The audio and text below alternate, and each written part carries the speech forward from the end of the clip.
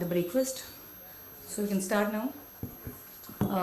I, CA Rashmi Nahar, welcome all the participants on the National Conference on Valuation Standards organized by the Valuation Standards Board, ICAI.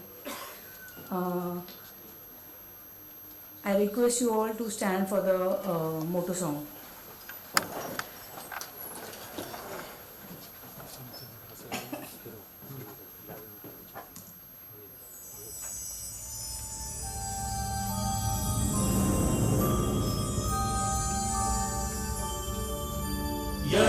सुप्तेषु जागृति येष सुप्तेषु जागृति कामं कामं कामं कामंशो पुरुषो निर्विमाणः निर्विमाणः तदेव शुक्रं तदेव शुक्रब्रह्मा तद्ब्रह्मा तदेवामृतमुच्यते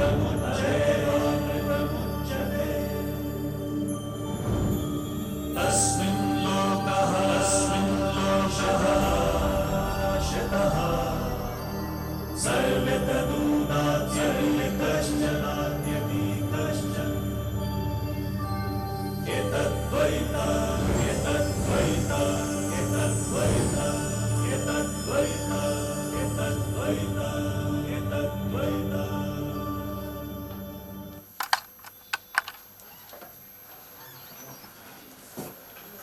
I welcome all the dignitaries on dais, the Chairman of Pune Branch, CA Rajesh Agarwal, the Vice Chairman of Pune Branch, CA Amrita Kulkarni, and our first speaker for today, CA Niranjan Kumar. May I now request the Chairman to felicitate our first speaker for today.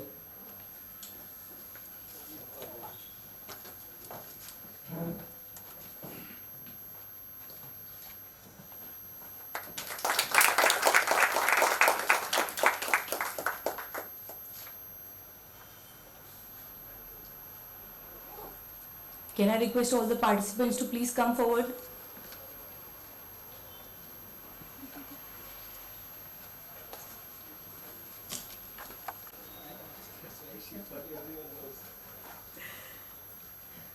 Sorry, I forgot to introduce him, though he did not need an introduction, but still it's a formality. So, CA Niranjan Kumar is a qualified chartered accountant and a CFA from the US and registered valuer for securities or financial assets. He is currently a partner at Transaction Square Advisory LLP, RVE registered with IBBI. He has over 20 years of experience across various service verticals including valuation, financial due diligence and transaction support. He has worked on various valuation assignments including valuation of businesses, intangible assets, complex financial securities, purchase price allocation, that is the PPA, etc. Some of the sectors covered include financial services, healthcare, real estate, manufacturing, the IT, the ITES, the energy auto, and the pharma. So with a huge round of applause, let's welcome CA Niranjan Kumar. How many amongst here have either done valuation or have at least reviewed any valuation workings? Okay, so hopefully for the others this session I'll try and get then a little more detailed in that sense. So see, before I get into the valuation part of it, a very important aspect of valuation is to go beyond numbers in terms of there are a lot of factors which we will try and cover over the period over this next 1 hour is in terms of the quality as well as business related things that drive the valuation. Numbers is probably the end result of all that's there. So the quality, so various things like the quality of the management, the customer concentration, the industry in which they are operating, whether it's a sunrise industry, whether it's a sunset industry, etc., etc. All these play a very important role in terms of determining the value of any company or shares for that matter. So before we take up any valuation, it is, am I audible? Yes. Okay, perfect. So before we take up any valuation, it's very imperative for anyone to kind of spend some time to look at things beyond numbers have a discussion with the management, understand the business, what is their outlook, how do they see the economic environment as well as other factors, and then you kind of marry that with the numbers that is there in front of you. So key difference again in terms of valuation and price is valuation is what you typically determine, whereas price is something at which a transaction takes place.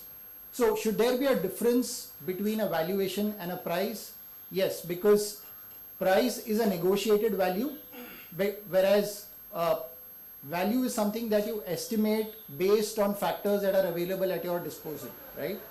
So let's take a few examples, right? In most of the transactions, there is always a difference between a price at which the transaction has concluded between two parties, because that's a negotiated transaction, whereas the value that is there, so that could be your market price, that could be the value that is being determined by independent parties including chartered accountants, etc.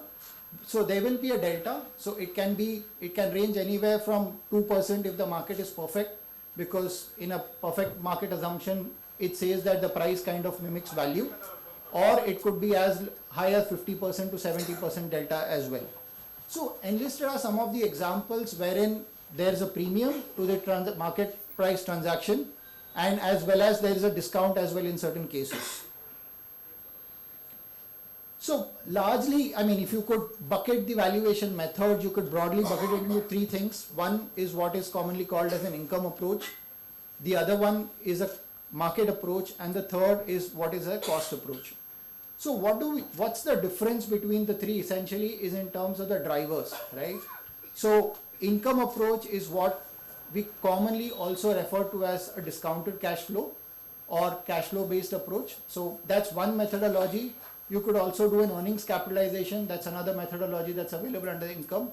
But income is something that's specific to a company, right? Or should I say derived only from the company's factors. You don't go beyond anything that is specific to a company. Asset approach is to do with the value of the assets that are there on the books. That's normally what is called as a benchmark valuation. And the third one is the market approach, which basically you kind of benchmark it with the market parameters like price, earnings, and other factors. We'll probably cover this a little more as we go ahead. So probably I want to spend more time in discounted cash flow because that's the most commonly used valuation methodology, especially amongst our chartered accountants. Because as chartered accountants, our key requirement normally is to do regulatory related valuation. So we do not do a lot of price discovery in that sense.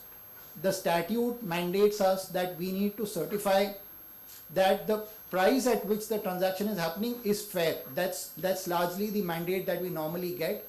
There are certain prescribed methodologies that we need to do. That also something that we will cover. So my speed's okay? Okay, great. So what essentially is discounted cash flow, right? So like the name itself suggests, you discount the cash flows that are going to accrue to a company and you kind of get it to its present value. It assumes or it takes into factor what is the time value of money, right?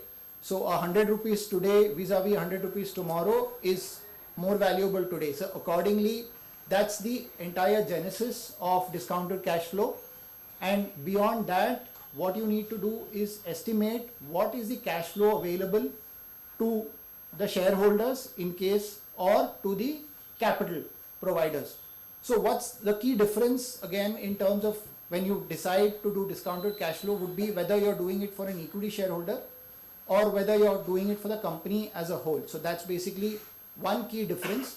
How do you go about doing it? I think that's something most of us have learned as a part of our curriculum. You start with an EBITDA, you adjust it for non-cash items, tax, working capital changes and capital expenditure. That kind of gives you the cash flow available to the capital providers. Now from there, if you are kind of required to determine for equity holders, then you adjust it for the outflow or inflow that is there towards the debt holders, etc. So that's the way you go about approaching your discounted cash flow. Yes, please. Absolutely. For projections, how many years should we normally consider I'm covering that, so probably we'll go on that subsequently. Yeah, and by the way, happy to take up questions during the course. You needn't wait for the end of the curriculum. So, what are the advantages, disadvantages of discounted cash flow? Is that, if done properly, discounted cash flow is one of the most scientific methodologies to kind of value a company, because that is something very specific to a company. All the nuances that is there, challenges that is there for the business is kind of taken into consideration. Therefore, that's basically the most robust valuation methodology, provided you do it correctly, right? So why, we'll come to that probably subsequently. And you are again allowed to take in factors which are affecting that company, the management decisions, etc. that they have, outlook that they have is also taken into consideration when you are doing a discounted cash flow. In discounted cash flow, the key thing is estimating the cash flows, right? Because that's future oriented. How precisely you are able to do that will kind of affect the value that you're going to get at the end of the exercise, right? So the same challenges is it's future, difficult to estimate, therefore that comes with its own set of challenges. Then the other thing is the numbers, a little bit of a tweak in numbers can have significant value, both in terms of explicit as well as terminal. So that's where kind of building in the projections is very important for us. So how do you go about doing a valuation, right? So the starting point is you review the historical financials. That gives you some perspective in terms of how the company has performed over the last 3 to 5 years. Normally, as a thumb rule, you review at least 3 years performance. If you are able to review the 5 years performance, that's even better, because that kind of gives you a trend that's happened in the past, and more often than not, that is expected to kind of replicate in the future as well, or that's the best mirror that you have of what could happen in the future. Therefore, you kind of review the historical financials. Then, based on the management outlook, you kind of get a set of projections from them. Now, the question was, how long should the projections be? Again, that's case specific.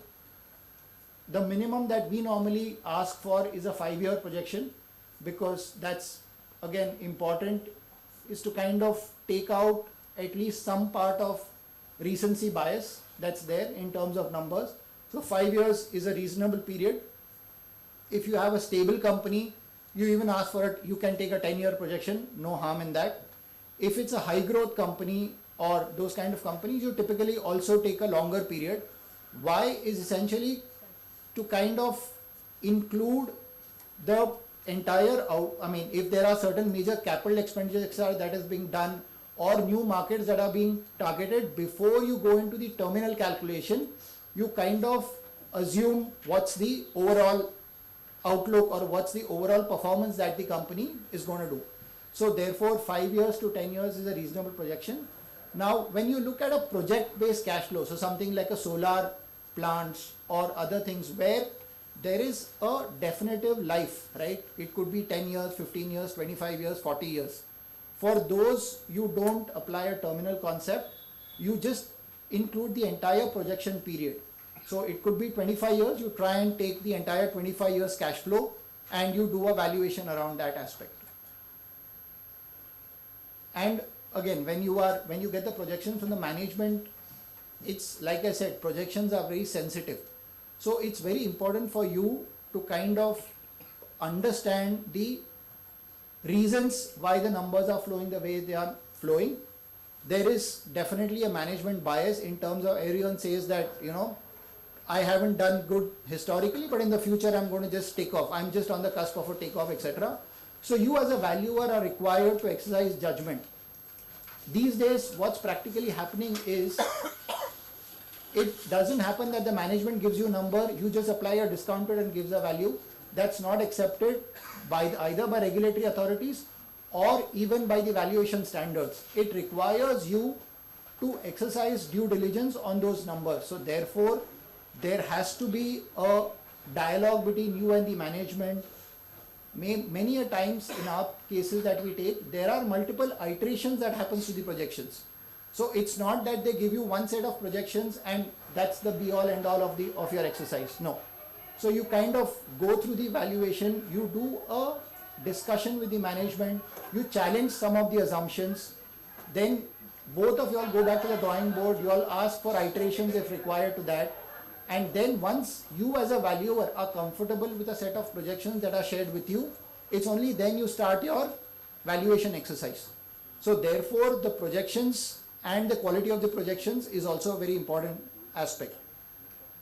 Like I said, when you're doing that, it's also important for you to understand what's the immediate outlook that the management has. Have they done any major capital expenditure, right? So why that's important is, if you do any major capital expenditure, there are going to be outflows, but the benefits of that will come over a period of time. Therefore, it's important that your projections period that you're taking at least takes the benefit of those capital expenditure. Otherwise, your value is going to be lopsided to that effect.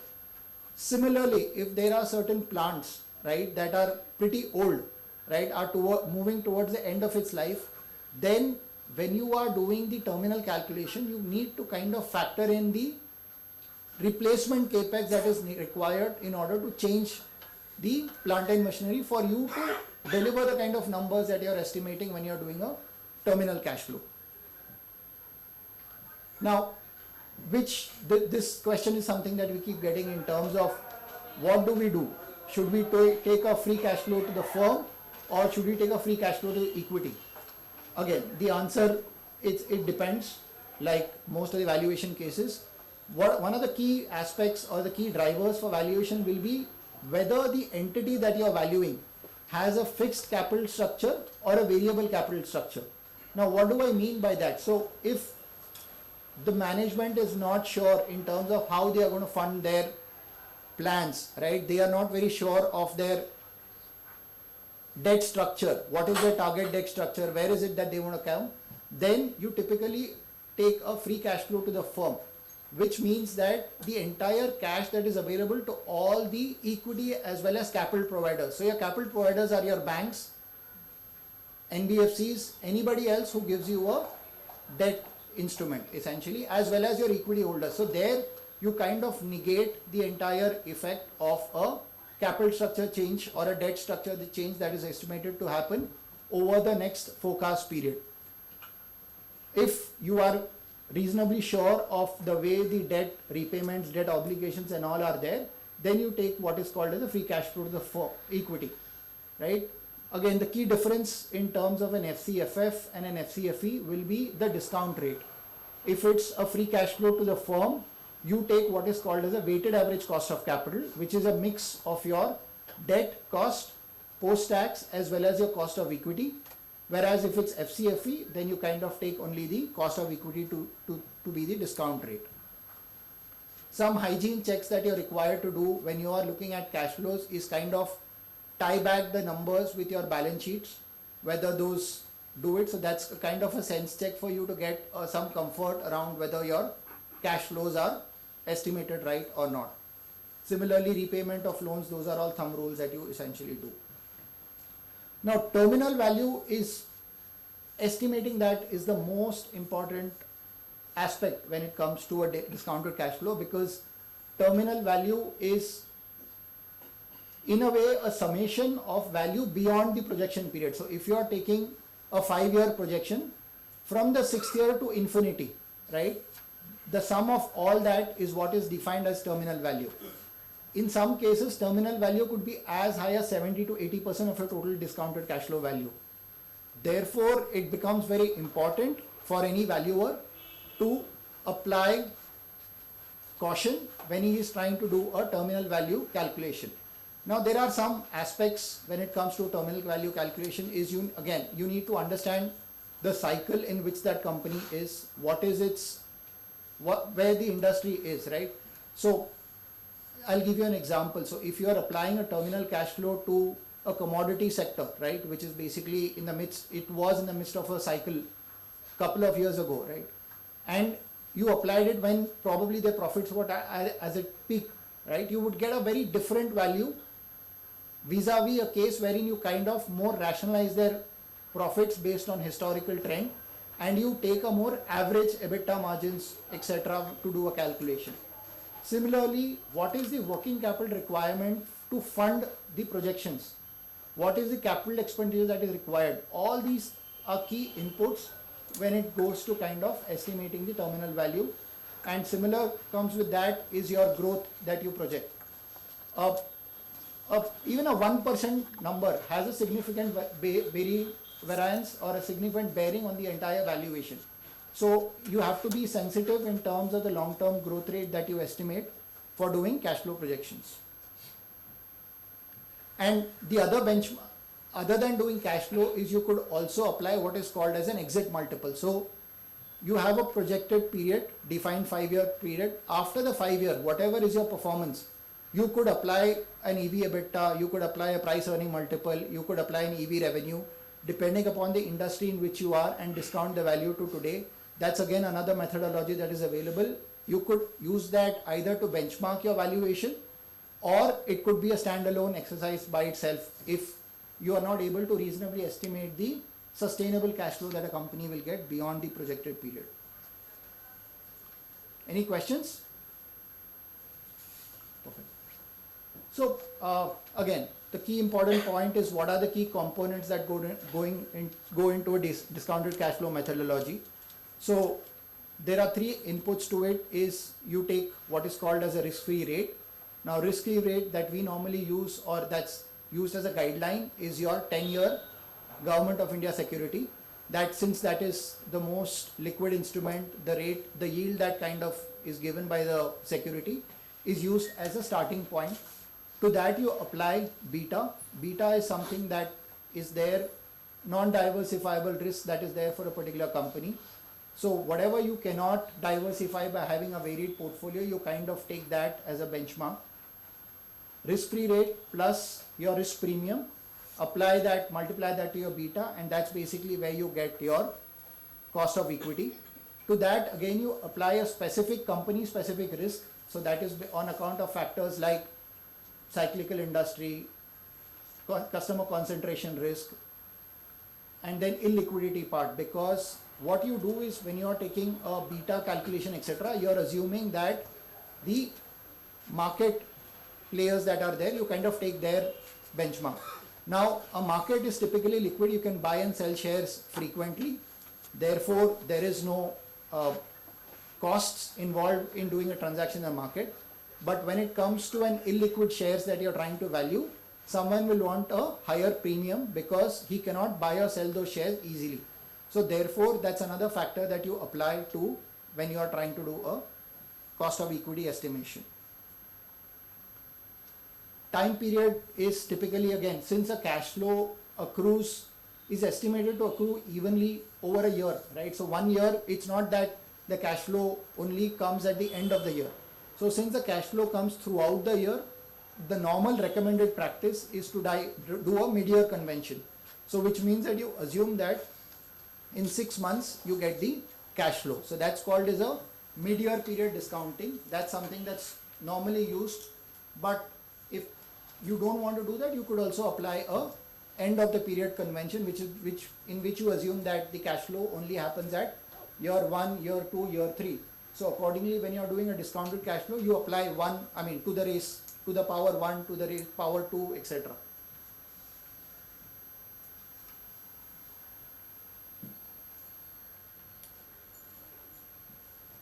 Now, the second aspect is valuation date, right? Now there's a lot of confusion with respect to what is a valuation date. Valuation date is the date on which you are trying to fair value the shares, company, or whatever it is. So is valuation date different from balance sheet date? It could be. It depends on the reason why you're doing the valuation exercise, and it also has a bearing on your value, right? So your valuation date is generally communicated to you by the management, saying that what is the purpose of your valuation. So if that's available, then that basically becomes your valuation date. Else you as a valuer are required to apply judgment in terms of whether the valuation date should be the last available financial date or it should be any other date essentially. And again, it has a bearing on your valuation. So therefore it's very important for you to determine what is the valuation date. What kind of effect again it has is all your market factors that you are taking should be as on the valuation date. So your beta that you're calculating should be on the valuation date. Your risk-free rate that you're taking should be on the valuation date. All those aspects go as a key determinant for your valuation date. So that is basically why valuation date becomes important. Again, not a new concept, but something that people are using over recently is a stub period factor. Because what is a stub period factor is, in many cases, there is a difference between the last available financials based on which you are doing the valuation exercise and your valuation date, right? Therefore, to adjust for the time value factor between these two periods, you apply what is called as a stub factor. Stub factor is just a simple time value of money, essentially you kind of accelerate it to that effect. Any questions? Okay, perfect. Once all of the valuation around the projections and all is done, then what you typically come to is there are certain adjustments that are required to be done to the valuation. So what are these adjustments on account of? You adjust it for debt and debt-like items, so which is your borrowings. If you have any interest-bearing debt, right, which is not in the form of borrowing, but it could be anything else, that's also treated as a debt-like item.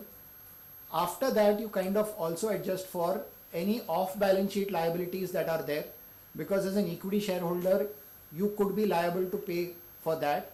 So therefore, you also take that into account. And you also adjust for any investments that are there, which is not core to the business or which is not factored in the valuation or the cash flows that you've done. So it could be your long-term investments, short-term investments, surplus land that is available, and cash equivalents. So these are some of the adjustments that you further undertake. Now, in certain experiences that will also happen is, in a normal parlance, your working capital is required. Your working capital always keeps going up as your business keeps increasing, right? So therefore, in a normal cash flow, you have what is called as an outflow towards working capital, right? But there could be situations where your payables are more than your receivables and your inventory put together, right? What do you do in such cases? So, and this is something that's peculiar to a FMCG company, or it could be to coaching classes, because what happens in a coaching class, etc., is the fees come in advance. Therefore, it's a liability, whereas you are required to kind of dispense it over a period of time. So here it becomes important or imperative for you to keep into mind that that cash is not available to an equity shareholder, right? Because that's something that's a liability to a third party. Therefore, it should not come into your cash flow calculations. Mathematically, it will come because you kind of say change of working capital between year 1 and year 2. It may be an inflow, but that is technically not an inflow to you. So there are two possible approaches to it. Either you completely ignore working capital changes in such cases, right? Or you kind of do the calculations assuming change in working capital negative, but at the end of the result, you kind of reduce your overall working capital in order to arrive at the equity value. So these are the two approaches that are there in terms of working capital changes. And the other factor is what is called when you are trying to value a high growth company, right? So the projection period may not be enough for you to factor in the industry or the economy in which it is operating. So something like e-commerce these days, right? The e-commerce businesses are expected to grow at 20% year on year, 30% year on year, in some cases even 50% year on year. So what do you do beyond your projection period? It's not that from a 20 or a 30% they are going to come down to a 5% growth on an immediate basis, right? So therefore, what you commonly use is a H model. So in an H model, you kind of adjust it you plateau the revenue numbers between your projection period to your terminal calculations. So you kind of average out over a period before it kind of hits your 5%, 6%, 7%, whatever is the growth rate that you assume around it.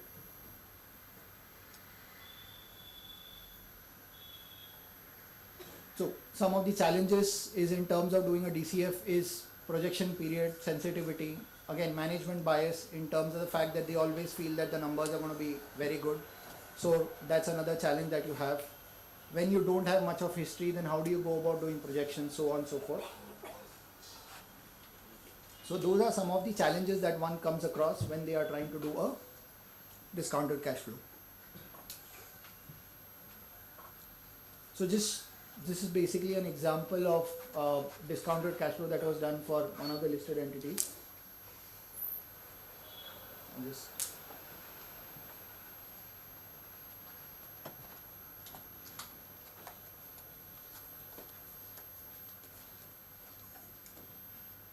now if you see here, they've done the present value factor is different if you are doing a mid-year convention, and the present value factor, the third last row, it's different to a year-end discounting. So that has a little bearing in terms of the final value that you do.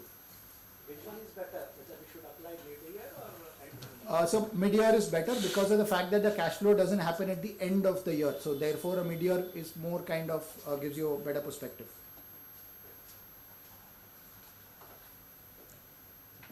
And then once you've arrived at the DCF, you kind of do the adjustments in terms of contingent liabilities, lease liabilities and all that stuff.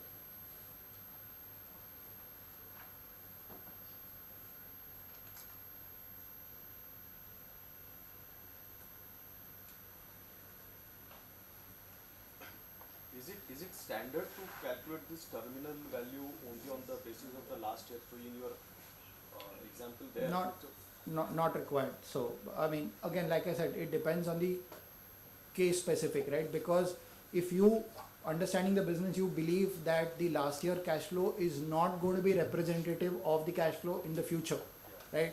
Then you kind of do alternatives. It could be an average of the last 3 years. It could be an average of the last 5 years, depending upon whether it's expected to do better or worse than what is your last year number. So accordingly, you kind of take those factors into consideration. Go back to the previous. Yes, please. Sub-period. How did you calculate but 1.3? Sorry, 1.03. So I'm not.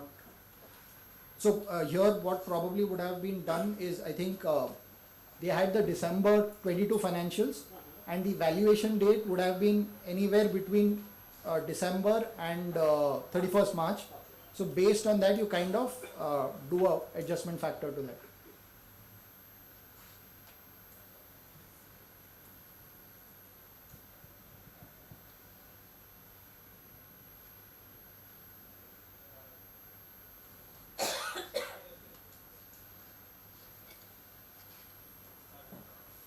So this is how the cost of equity was calculated.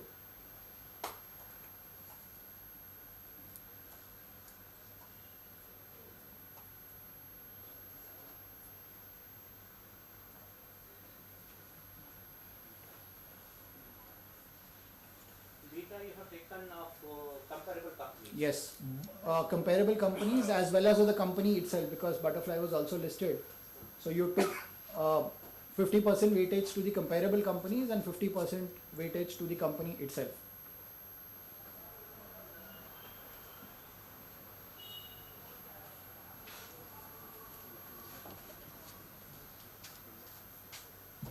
And here they kind of did a terminal value calculation by applying a EV/EBITDA multiple.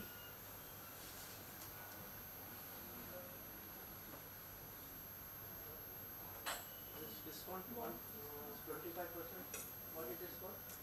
This is for, I mean, the difference between a comparable companies in your specific case. To more adjusted. That is applied for private companies.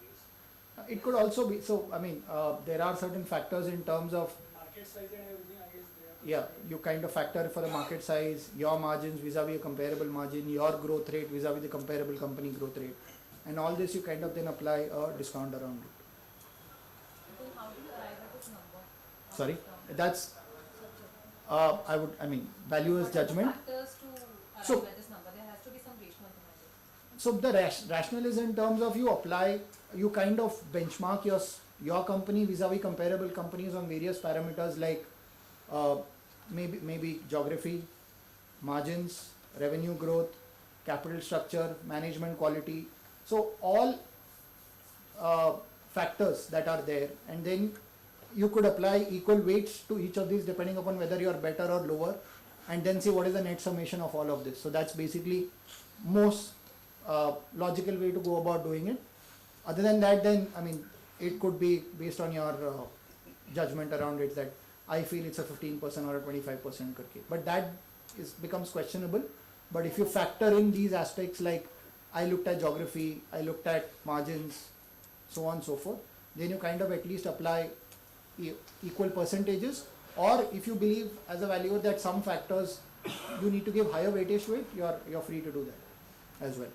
Another point I guess for discount is that when you are comparing companies, then it's very hard to compare exactly Exactly, equal company yeah. what you are getting. So Yeah. probably you must be working for 3-4 segments, but they are working only for 3 segments. Correct. And you are into 4. So for that 4 you may be Yeah, so customer concentration and all that stuff also plays a role in terms of you doing your premium or your discount.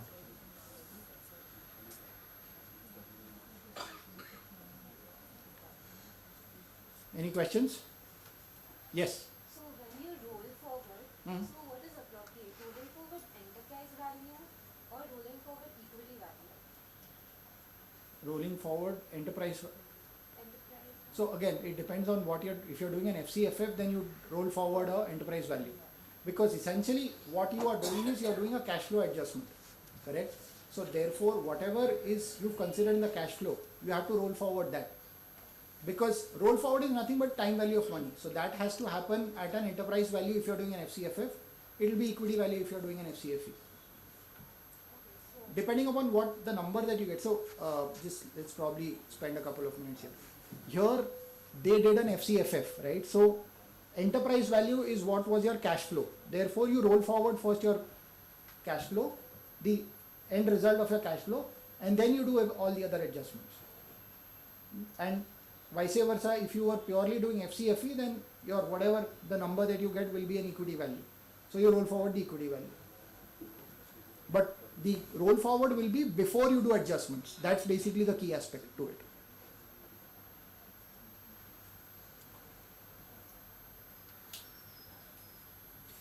Right? So, okay. Now, probably let's move to a little more interesting aspect in terms of market-based approach, right? So, what's a market-based approach is when you kind of use traded comps or traded comparable companies, the parameters that are there in order to value your company. So, if you are valuing a manufacturing company, you will take other companies which are in the same segment, apply certain multiples in terms of EV revenue, EP price to earnings, EV EBITDA, depending upon the company and sector in which you are trading, and then apply adjustments or premium based on the case specific factors in terms of your company vis-a-vis the other company. Why do you do market price? Is because the theory is market is supposed to price a company perfectly. So what the market pays is used as a benchmark for you to do the fair valuation of your company. So if you have companies that are available in the market, you could use this approach. Or in cases where you are not able to estimate the cash flow for the company, for the specific company that you're trying to do a valuation, you'll use that. Or if it's just the entity, the end result is a negative cash flow, in that case also you could do a market-based approach, because at the end of the day, the company has some value for the other intangibles that it has, etc. Relatively simple, because you have a market available, you kind of apply those multiples and you apply factors specific to the trend in which it is operating. So if you're in a boom period, then you get a high premium, so on and so forth. So that basically becomes kind of a trend in order for you to do it.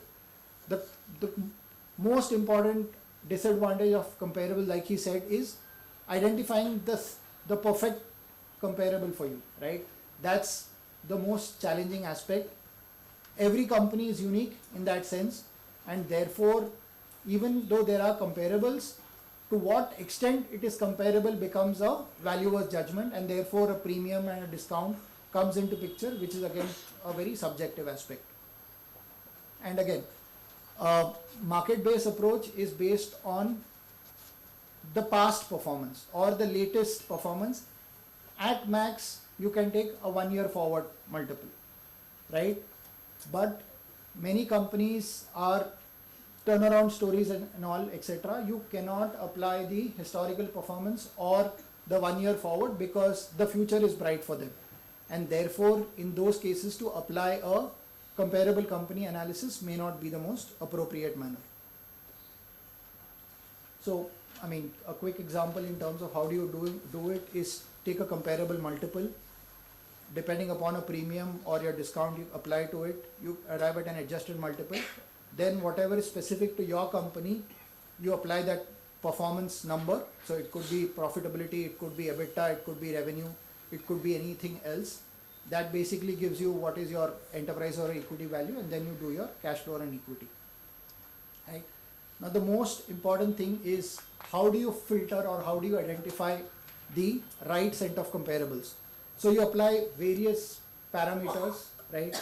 The segment in which it is operating, the industry, the customer profile, the margins, the geography, the size, and try and shortlist as many companies as are possible in order to broad base your analysis and to also kind of get a more rational value around it.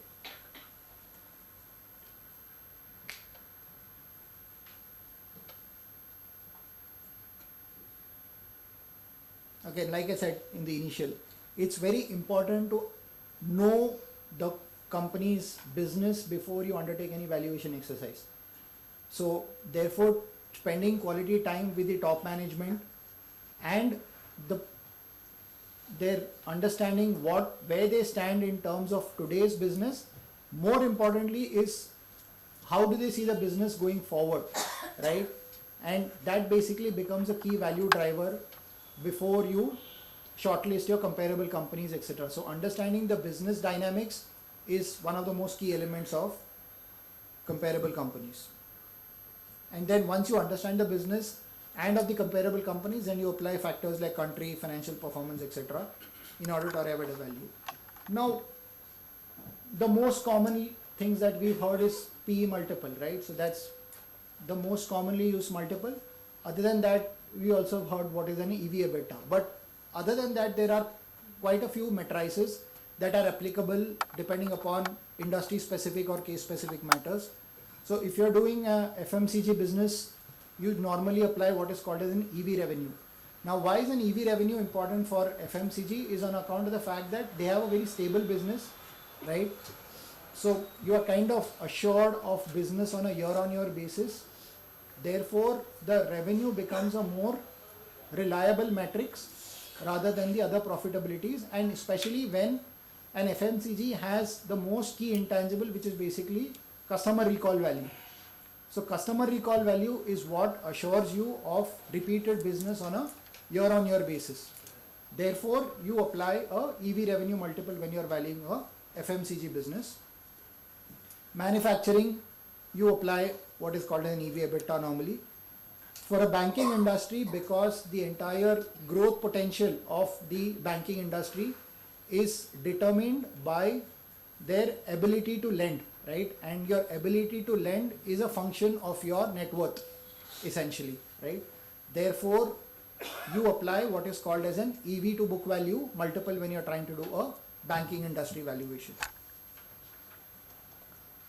Similarly, IT, you do a price to sales kind of a valuation. For brokerage, it's a price to earning business. I think those are two things are familiar.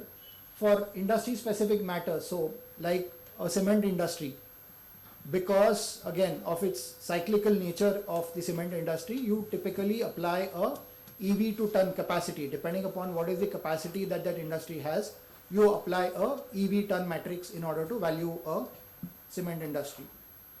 Insurance business, general insurance is done as a function of your gross written premium. So whatever is your annual premium, your valued as a multiple of that essentially. When it comes to life insurance business, what is called as an embedded value. Now, embedded value is a summation of what is your committed premium that you are going to earn over the life of the insurance policy plus any new business that you are expected to generate. A summation of this is what is typically called as an embedded value. So you apply a price to embedded value multiple when you are trying to do a life insurance company valuation. Hospitals, you use an EV bed.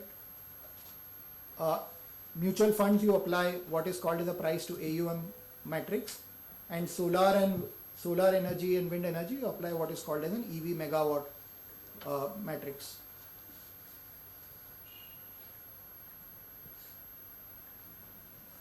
These these e-commerce companies, I mean, you must have come across this, that since they are loss making, etc., you apply what is called as an EV to GMV. GMV is their total merchandise value that is sold to them. So if it's a restaurant order, the entire order value, not only what you earn on that, but if you are delivering a 500 rupee pizza, then 500 rupees is considered to be your GMV value.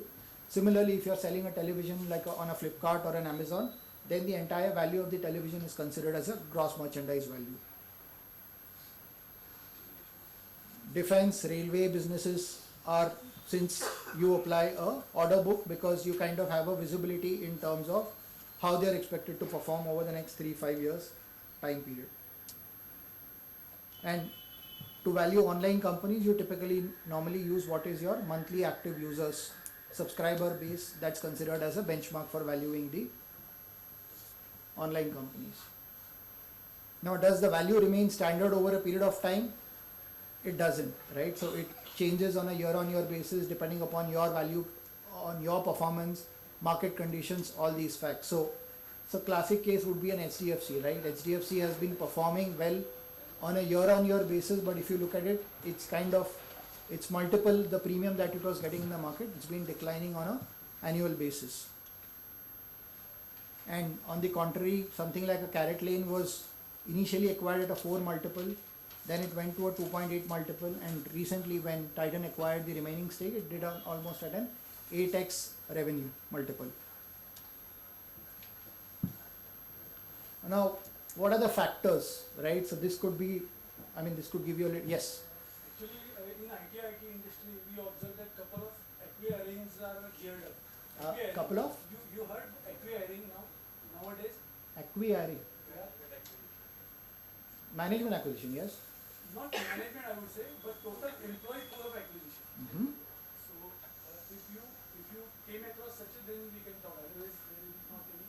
No. So what are you specifically looking at? You are only Acquiring now. Actually, what normally challenges happen when acquiring agreement is done between two companies, that what valuation we need to consider. Mhm. The pool of resource or knowledge of resource what we are taking from another company. So at what valuation we should do that. So basically, I am especially facing this difficulties for valuation, especially this case.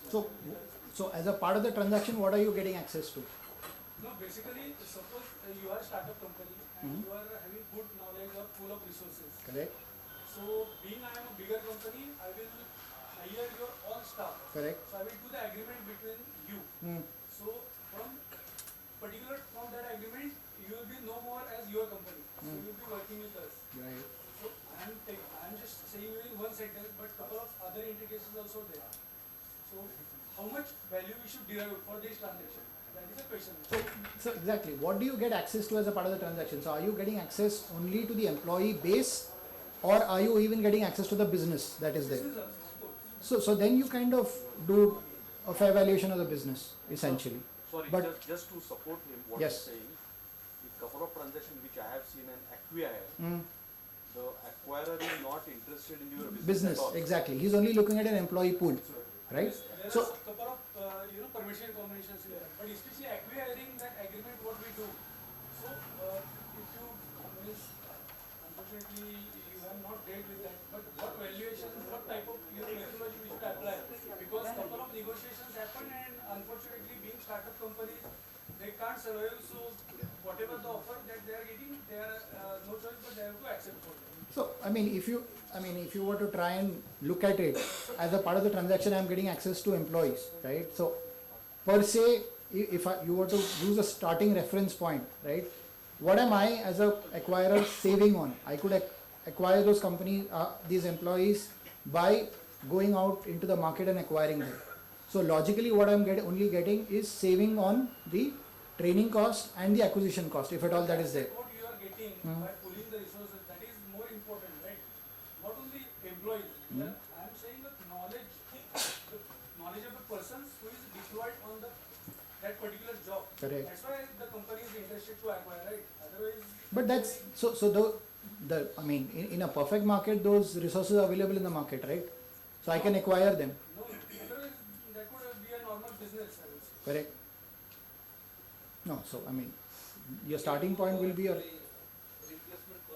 You apply a replacement cost approach around it. So since employees, they are a recurring cost, essentially the only thing that you are as an acquirer saving probably is their acquisition cost and their training cost essentially. But that's what he's not interested in the business, so therefore there is no. That's your training cost, right? For yes. Your ready-made pool. Mm-hmm. If you want to replicate the entire pool, it will take 6 months at least to join that kind of pool and present it all. Within that 6 months, also you are losing a lot of profit. Yeah. So that's also considered in the training cost. So training cost is not only the actual training that happens, but the time that is required to get him up to speed with your functions or your requirement, that is also factored in when you do a opportunity cost. Yeah, that basically is what you do when you're trying to do a training cost. Right, so these are some of the factors that determine a premium or a discount depending upon where you are in the value chain. Some of the sources that typically we use in order to arrive at a CCM matrix is, these are some of them are public, some of them are subscription based.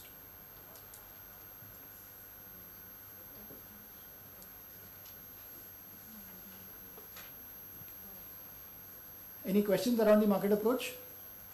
So we'll probably go to the last one. Now, asset based approach is the least preferred valuation per se, because there's a lot of debate around whether it's a fair value or not. But asset value is important for two simple reasons. It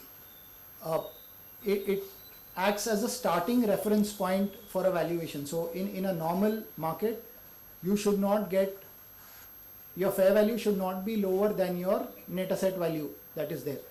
It should always be higher, but only in an exceptional case can your net asset value, your fair value be lower than your net asset value, in which case there are certain liabilities, etc., which are not factored in your net asset approach. So that's basically the only possible explanation where your fair value is lower than your asset approach.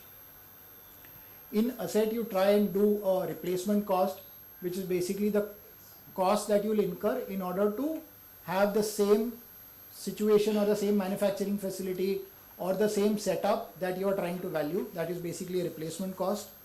The other is purely what you go by a book value method, wherein you kind of, whatever is the carrying value of the assets is used as a reference value. And third is you assume that the company is about to be liquidated. So the going concern assumption is out, and you say that if you were to do a sale of the assets, then what is the value that will fetch in a market. So that's basically what is called as a liquidation method or a breakup value. So net asset or replacement cost is applying the market factor. So some of the key assets that typically would have undergone a value change will be a land, right? Building may or may not have undergone a value change. Plant and machinery, it generally depreciates. There are exceptions to it, but in case your carrying value and the fair value is different, you kind of do a markdown around your plant and machinery. And similarly, you add certain costs that are required to get it to its current position, etc. In the book value method, you kind of purely take the carrying value, adjust it for off balance sheet items, and that's basically a fair value under that method. In case of liquidation, is you do a distress sale or an orderly sale, depending upon what your assumption is, you apply a valuation around it. Like I said, why do you use a net asset value is basically to arrive at a minimum value. So that basically acts as a base value for you. It does market value is subjective because most of the assets that are there to a company, you don't have a very efficient market in that sense. So therefore your market value is subjective, and again it doesn't consider the future cash flow potential of a company. So when do you use a net asset approach or an asset approach essentially is when the company does not meet your going concern criteria. So if you are in the midst of a liquidation or an IBC insolvency case where you are not generating or you are not expected to perform in the future, then you could apply a net asset approach. Or if you are valuing a holding company essentially where the business that it generates is far lesser than the asset that it holds, in which case you apply a asset based valuation. It's loss making, therefore you don't have any of the metrics that is available. So in that cases you can apply an asset approach. Or like as in a very cyclical industry etc., where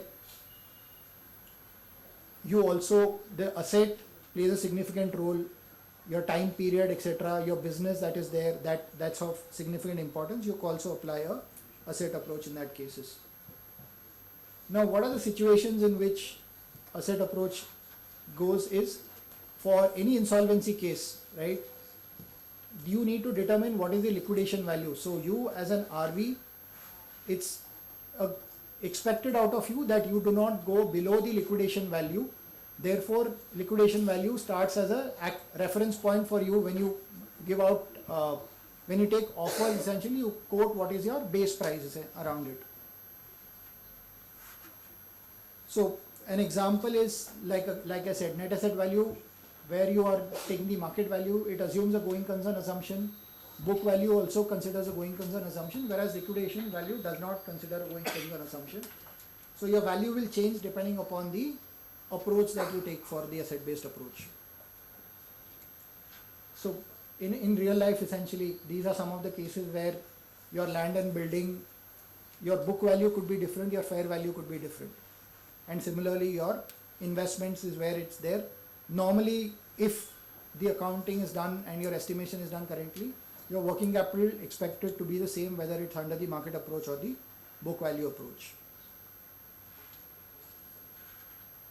Now probably let's just quickly cover what are the statutes that talk, what does the statute talk about valuation, right? So you have Ind AS, you have SEBI, you have FEMA, you have income tax. So do they recommend something? Yes, they do. So when it comes to Ind AS, typically when you are doing a fair valuation accounting or you're doing it for business combinations, it's recommended that you do a level 1 test, which is basically the most expected or accepted methodology, which is basically based on the market factors. So you apply what we discussed in terms of if the company is listed by itself, then market approach is recommended. Else you apply what is the market metrics. So that's basically a level 1, level 2. If you don't have either, the company doesn't have a ready market, it doesn't have comparable companies, so that's when you come down to level 3, which is basically your income approach in terms of a discounted cash flow or other methodology. Similarly, when it comes to impairment testing, you are required to trade off between a value in use and a FPTPL, wherein you kind of use a market price approach. For ESOPs, again, you are required to use an option pricing model. Now, when it comes to the other statutes, so income tax recommends some valuation methodologies, FEMA recommends something, as well as SEMI recommends something. So what is it that they normally do is 56(2)(7)(b), which is basically the new draconian law that's there in place in terms of, it says, the law per se says that either you go by 11UA or any other method to the satisfaction of the assessing officer. So they've kind of left a gray area there. 11UA, rule 11UA talks about do an adjusted NAV, which is basically you apply the stamp duty value to the book value of assets, of immovable property, sorry, or you do a DCF based valuation. So those are the two things that are there in 11UA, but one can take an argument that the parent provision talks about any other methodology. So you can use a CCM as well. It doesn't prohibit you, but you have to be careful on that sense. 56 to 10 normally talks about only the NAV approach that is there, or market approach in case your security that you're trading in is listed. FEMA again talks about internationally accepted, so it could be any of the methodologies that are available. It will be again case specific. You need to be give recommendations in terms of why you're doing any specific methodology. When SEBI says that you need to factor in all the valuation methodologies and justify why you're not using any of the valuation methodology as well in your report. So your negative reasoning is equally important as your positive reasoning. So these are some of the examples. Okay, sorry. So these are some of the examples wherein how the listed companies had used which methodologies. So you can see here there's been a mix of the various methodologies. Some have used DCF, some have used CCM, some have used NAV as well as market price. So there's no one particular methodology, it is again case specific. We've tried to pick up a flavor of everything that's being used here.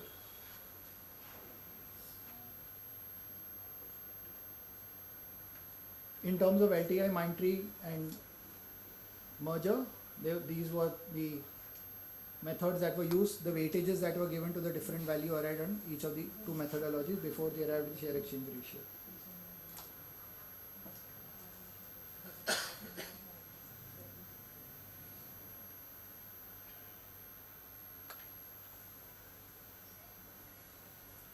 And again, the value arrived under each of these methods is different. So you could see here in terms of the fact that your DCF throws up, so these are listed companies, so we've picked up listed companies. So your CCM, your market price, your CTM, everything has a different value to it. And the price that is there is also different. So it ranges. So there are premiums, like I said, which goes from 0% to even 30%. And there are certain discounts as well.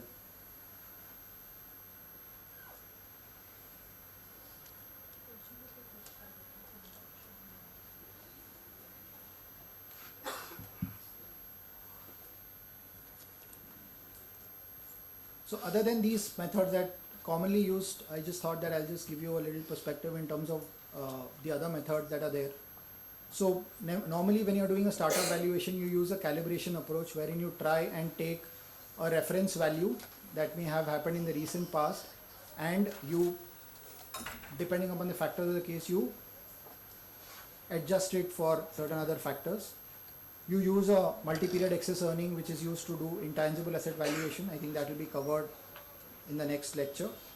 You use backsolve to do, so what's happening these days is you have a lot of different instruments. So you have CCPS round 1, CCPS round 2, CCPS round 3, equity shares. So are all of that should all be valued at the same value? No, because the rights that are there to a CCPS round 1, round 2, round 3 are different. Therefore, these securities will have a different value compared to your traditional equity value. Therefore, you apply what is called as a backsolve methodology in order to arrive at its value. Black-Scholes is something that you use for option valuation, and you also do a Monte Carlo if there are staggered payments in terms of, depending upon your EBITDA performance or your revenue performance, you are going to get different payoffs over a period of time. Then in order to value the liabilities around it, you kind of use a Monte Carlo simulation approach.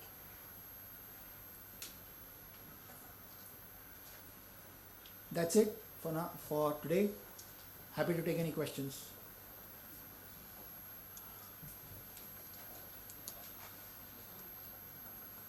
No questions? Yes. Sometimes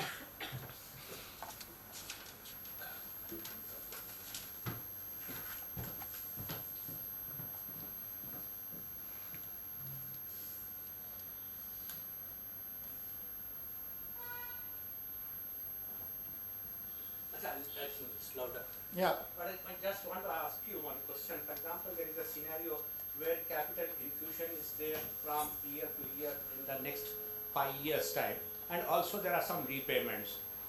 So every time the debt equity ratios are changing. Correct. So generally when we value, we take WACC of this year only. But when scenario is changing, that WACC is changing from year to year because of the debt component changing. So in that case, how you take out WAC factor, whether you take it raised to the power of 1, raised to the power of 2, how exactly you arrive at the discount factor?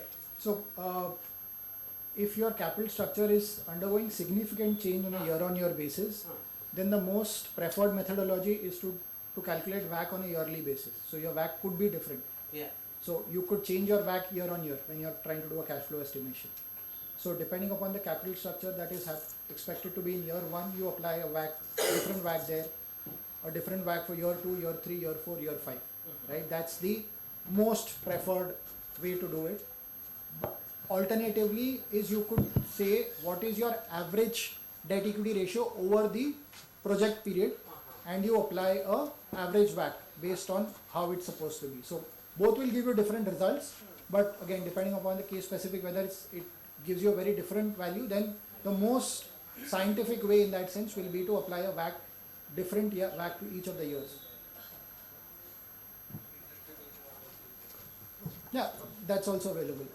But then you're not applying for your own specific capital structure.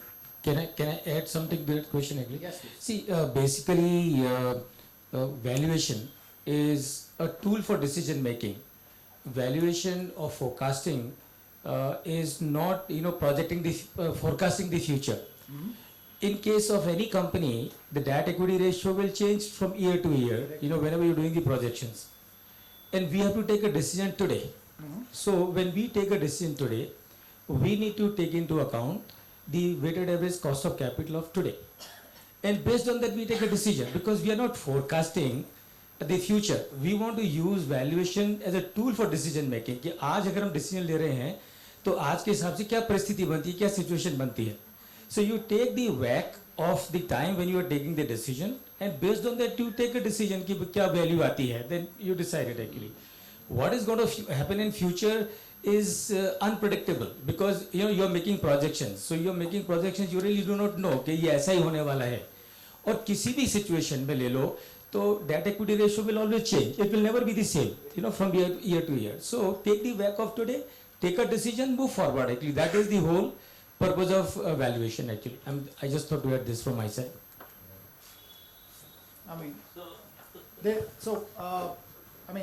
I'll beg to differ there, because in terms of your capital structure, or what are you essentially doing is whatever is your best forecast, right? You also need to keep in mind that if your capital structure changes, the risk that anyone is taking also changes. Therefore, it should reflect that change, especially at least to the best of your ability right now. He's absolutely right that it will change on a year-to-year basis. You don't know, and therefore, good companies, right, have what is called as a target debt equity structure, right? They say that this is the vision, this is the maximum. We will always work around that. In which case, that's the most perfect, because you take what is the documented target debt equity ratio as your input. But if in the projected period itself, you're supposed to take, so let's take a case wherein your debt keeps going higher, right? Today it's not, but in the future it's expected to go higher. So should your investment decision not reflect the riskiness that your projections are taking into picture? And therefore it's more better to kind of also factor that at least to the best of your ability today. You may or may not do it tomorrow, but at least today when you're evaluating it, at least it's better for you to factor in the lopsided capital structure if at all you're going down that path. That's, there's no, what he is saying is also absolutely right, because you're taking a decision today, but as a management, should you factor in the risk? Yes, I think you should factor in the risk as well. Interestingly, the WACC is only a reference number. Absolutely, yes. So, basically, what is my cost of capital? Correct. So, and my cost of capital, I can decide intuitively also. Absolutely. So, it's not that, I really have to use those Correct. models. Yeah. Models only substantiate your Yes. your And in fact, quite a lot of companies have their threshold numbers, right?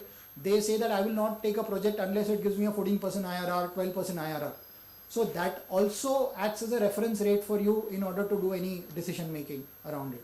And interestingly, वो किसी कभी भी किसी दुनिया में किसी का भी cash flow उठा के देखो, that equity ratio is going to change from year to year. Absolutely. Your cash flow is changing. Yes. Your debt is changing. Your reserves are increasing. Correct. So your debt equity ratio will keep on diminishing. Correct. Yeah. So if your debt equity ratio keep on diminishing, if you take back to back, back year to year, or your average cost of capital year to year, your number will get so distorted, you will have not have an idea. Absolutely.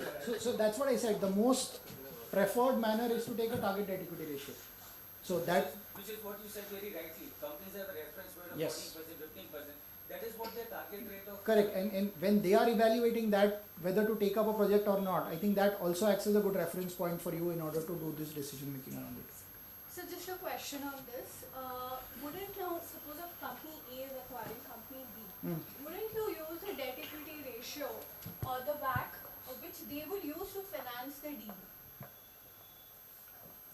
Now suppose if company A is going to use 70% debt and 30% equity to finance the deal solely by debt. So wouldn't you use that sort of a combination to arrive at the discounting rate? What's your valuation purpose? For acquiring a company. So suppose A wants So that's what. So if you are the CFO of that company that is acquiring it, like I said, then you are aware of the capital structure or your decision making. So you will take that into factor when you are doing the decision making. But when you are as a valuer, so when as a RV or as a chartered accountant, when you are doing a valuation, it doesn't matter who is buying it. What you are trying to do is, what is the fair value of the business or the shares that I am doing, completely agnostic of who is buying it, right? What is the fair value that it will fetch in the open market? That's basically a theory that you are applying, and therefore you should not be affected by it. Thank you. Done? Thank you.